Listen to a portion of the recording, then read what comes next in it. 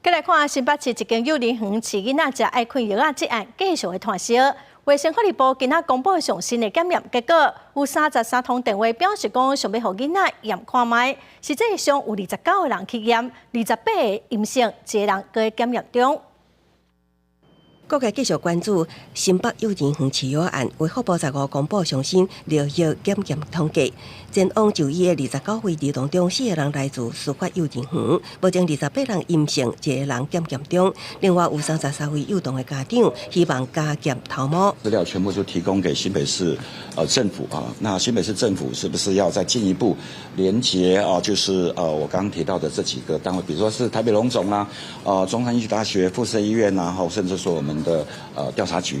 医福会指出，免费提供检测的服务是被中断，即日起也会伫部立台北病院官网设立专区，逐工公布检测结果。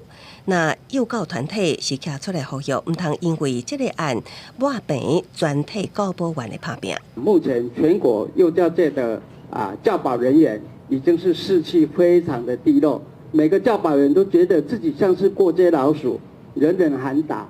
呼吁政府是不是我们必须全面停止幼儿园老师的托药服务？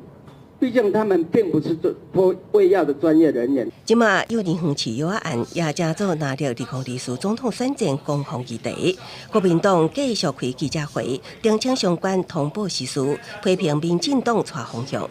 总统参选人侯友宜也发声，面对所有的外面的声音，我们都直接来一一的解释。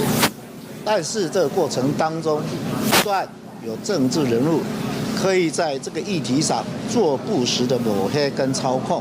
我们希望能够回归到照顾幼童的健康，让家长们安心。新北市政府可以担起责任，好好的保护新北市的幼儿，而不是一直在政治上面打转。